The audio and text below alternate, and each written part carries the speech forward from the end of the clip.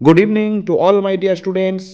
Welcome to my channel Chemistry Wala SP 2025 সালের সকল মাধ্যমিক পরীক্ষার্থীদের শুভেচ্ছা ও শুভকামনা জানাচ্ছি। তোমাদের পরীক্ষার কিন্তু আর মাত্র 20 দিন রইল, খুবই কম সময়। এই কম সময়ের মধ্যে তোমাদের পড়াশোনাটাকে সুন্দরভাবে তোমরা গুছিয়ে নাও। সেই প্রস্তুতিকে আরও সুন্দর করতে আমার চ্যানেলে যে চালু হয়েছে এমসিকিউ প্র্যাকটিস সেট প্রতিদিন তোমাদের জন্য দিচ্ছি, এবং প্র্যাকটিস সেটের 15টি প্রশ্ন আমি কিন্তু এবিটিএ, ডব্লিউবিএইচএ, ডব্লিউবিটিএ এবং পর্ষদের টেস্ট পেপার থেকে সিলেক্ট করছি। প্রতিদিন তোমরা একটি করে সেট পাচ্ছ। এই মুহূর্তে তোমাদের যেটা সব থেকে জরুরি সেটা হচ্ছে প্রচুর পরিমাণে প্র্যাকটিস করা, যে জন্য আমি তোমাদের প্রতিদিন একটা করে সেট দিচ্ছি। তো চলো দেখো আজকের সেটে তোমরা 15-এর মধ্যে কত স্কোর করতে পারছো। প্রথম প্রশ্ন, আদর্শ গ্যাসের অণুগুলির গতিহীন হয় যে উষ্ণতায়। আদর্শ গ্যাসের অণুগুলি গতিহীন হয় যে উষ্ণতায়। Option A -273 kelvin, option B 0 kelvin, option C 373 kelvin, option D 273 kelvin. ভালো করে প্রত্যেকটা প্রশ্ন ঠান্ডা মাথায় দেখো। আদর্শ গ্যাসের অণুগুলি গতিহীন হয় যে উষ্ণতায়, সেটি এ হবে, বি হবে, সি হবে নাকি ডি হবে। অলরেডি 5 সেকেন্ডের কাউন্টডাউন চালু হয়ে গেল। সঠিক উত্তর স্ক্রিনে এক্ষুনি দেখতে পাবে। Option B 0 kelvin is the right answer, কারণ 0 কেলভিন -273 ডিগ্রি সেলসিয়াস উষ্ণতা, অর্থাৎ 0 কেলভিনে গ্যাসের অণু গতিশক্তিহীন হয়। কোয়েশ্চেন নাম্বার 2, ফটোগ্রাফিক ক্যামেরাতে গঠিত প্রতিবিম্বের প্রকৃতি।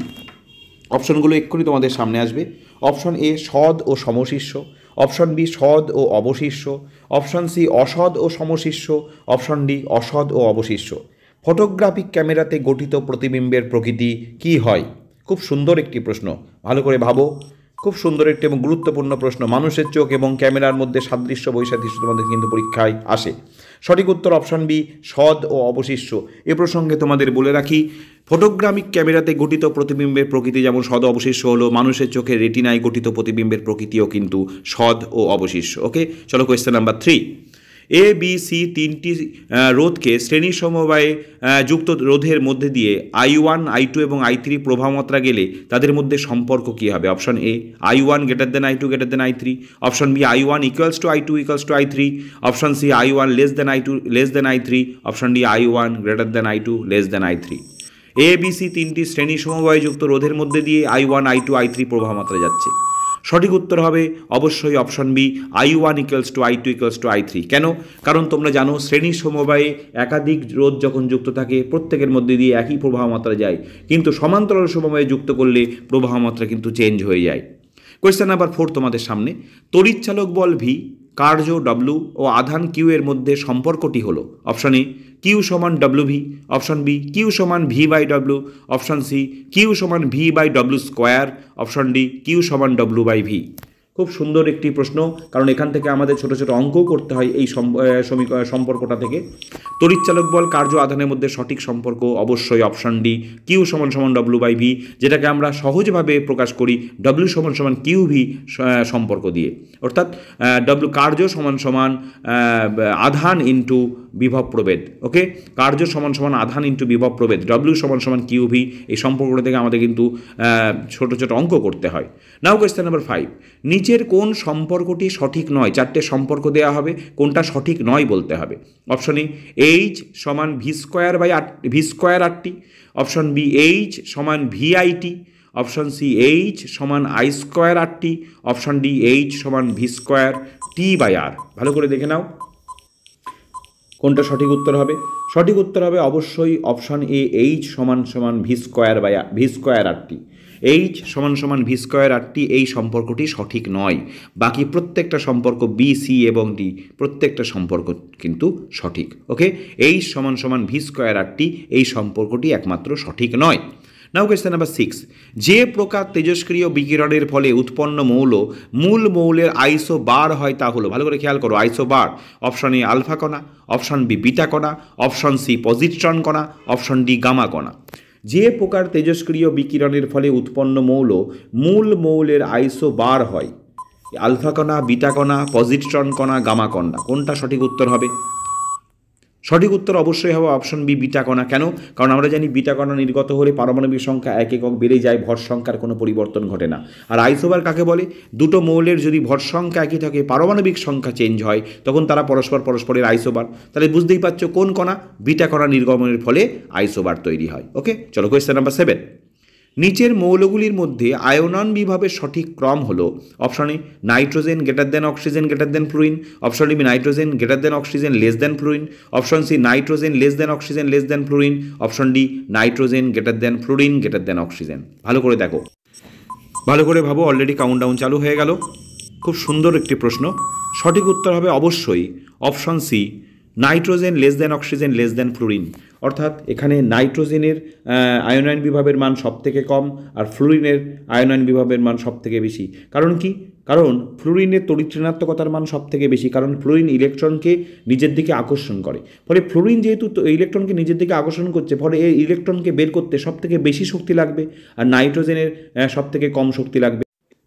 চলো নেক্সট কোয়েশ্চেন দেখি, কোয়েশ্চেন নাম্বার 8। নিচের কোন যৌগটিতে আয়নীয় বন্ধন ও সমযোজী বন্ধন উভয় বর্তমান? Option A NH4Cl, option B CaO, option C LiH, option D NF। নিচের কোন যৌগটিতে আয়নীয় বন্ধন ও সমযোজী বন্ধন উভয় বর্তমান?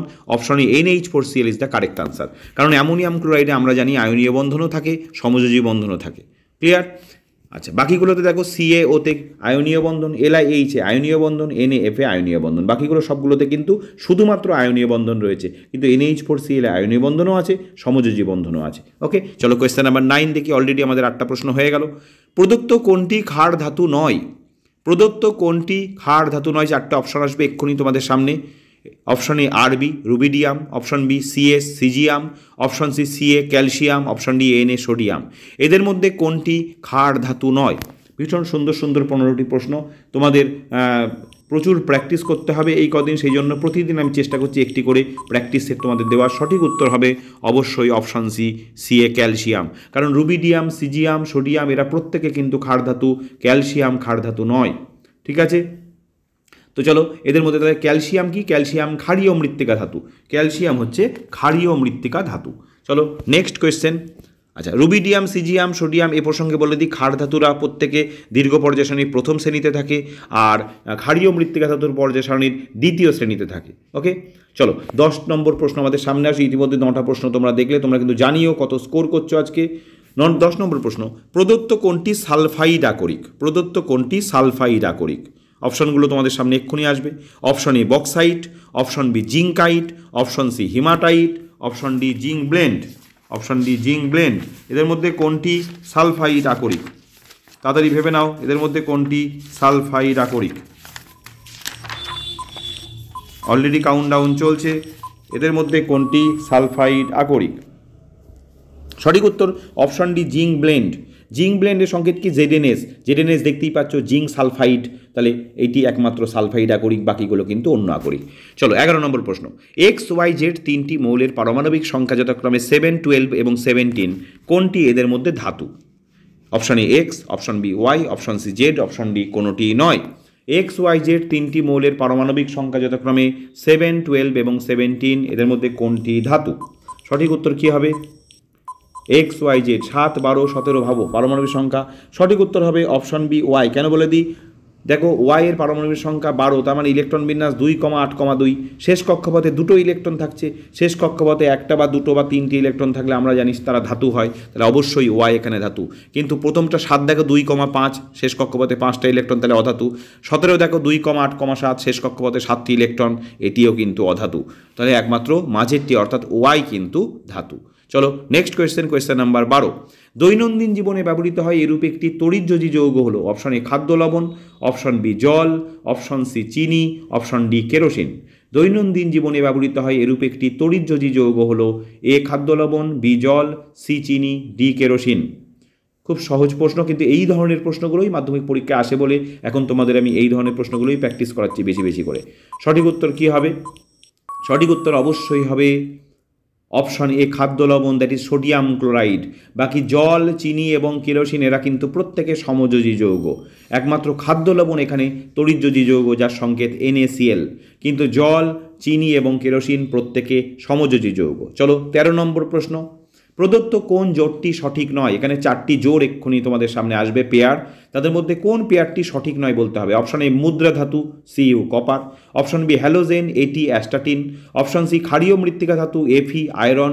অপশন ডি নিষ্ক্রিয় মৌল, এনি নিয়ন। এদের মধ্যে কোনটি সঠিক নয়? কাউন্টডাউন শুরু হয়ে গেল। 13 নম্বর প্রশ্ন, আর মাত্র 2টো প্রশ্ন রয়েছে। সঠিক উত্তর অপশন সি ক্ষারীয় মৃত্তিকা ধাতু, এফি। এফি ক্ষারীয় মৃত্তিকা ধাতু নয়, এফি ক্ষারীয় মৃত্তিকা ধাতু নয়, এফি হচ্ছে সন্ধিগত মৌল। ওকে, এফি ক্ষারীয় মৃত্তিকা ধাতু। বাকিগুলো কিন্তু দেখো, কপার মুদ্রা ধাতু সঠিক, এটি অ্যাস্টাটিন হ্যালোজেন সঠিক, নিয়ন নিষ্ক্রিয় মৌল সঠিক, কিন্তু এফি সন্ধিগত মৌল, যে কারণে এই জোটটি সঠিক নয়। ঠিক আছে, এই জোটটি সঠিক নয়। 13 নম্বর প্রশ্ন অলরেডি হয়ে গেল। আর 2টো খুব সুন্দর এমসিকিউ প্রশ্ন রয়েছে। 13টি প্রশ্ন অলরেডি তোমরা ফেস করলে। তোমরা টেস্টের পর অবশ্যই অন্য দিনের মতন আমাকে কিন্তু জানিও আজকে কত স্কোর করলে। চলো 14 নম্বর প্রশ্ন, অ্যামালগামের ক্ষেত্রে সর্বদাই একটি উপাদান হবে। অ্যামালগামের ক্ষেত্রে সর্বদাই একটি উপাদান হবে। Option A FE, option B AG, option C AU, option D HG. অ্যামালগামের ক্ষেত্রে সর্বদাই একটি উপাদান হবে এফি, এজি, এইউ, এইচজি। কী হবে? Option A FE, option B AG, option C AU, option D HG. কোনটি সঠিক উত্তর হবে? সঠিক উত্তর অবশ্যই হবে এইচজি, দ্যাট ইজ পারদ। কারণ অ্যামালগামের ক্ষেত্রে সাধারণ উপাদান কিন্তু পারদ, তার সঙ্গে অন্য ধাতু মিশে সংকর ধাতু তৈরি হয়। ঠিক আছে, কিন্তু সর্বদাই যে উপাদানটি থাকবে সেটি কিন্তু মার্কারি বা পারদ। ঠিক আছে, অ্যামালগামের ক্ষেত্রে সর্বদাই একটি কমন মেটাল সেটা হচ্ছে পারদ। ইতিমধ্যে 14টি প্রশ্ন হয়ে গেল। এবার তোমাদের সামনে শেষ আজকের এমসিকিউ প্র্যাকটিস সেটের শেষ প্রশ্ন আসবে। তোমরা কত স্কোর করলে? আমি ভীষণ আশাবাদী আজকের কোয়েশ্চেন তুলনামূলক অন্য দিনের তুলনায় একটু সেটটা সহজ ছিল, ফলে 15 অনেকেই পাবে। চলো শেষ প্রশ্ন, নিচের কোনটি আর্দ্র অ্যামোনিয়া গ্যাস শুষ্ক করতে ব্যবহৃত হয়? আর্দ্র অ্যামোনিয়া গ্যাস শুষ্ক করতে ব্যবহৃত হয়। অপশন এ গাঢ় H2SO4, option B CaO, option C CaCl2, option D P2O5। Option A গাঢ় H2SO4, option B CaO, option C CaCl2, option D P2O5। এদের মধ্যে কোনটি আর্দ্র অ্যামোনিয়া গ্যাস শুষ্ক করতে ব্যবহৃত হয়? কোনটি আর্দ্র অ্যামোনিয়া? সঠিক উত্তর হবে অপশন বি CaO, শুষ্ক কলিচুন CaO।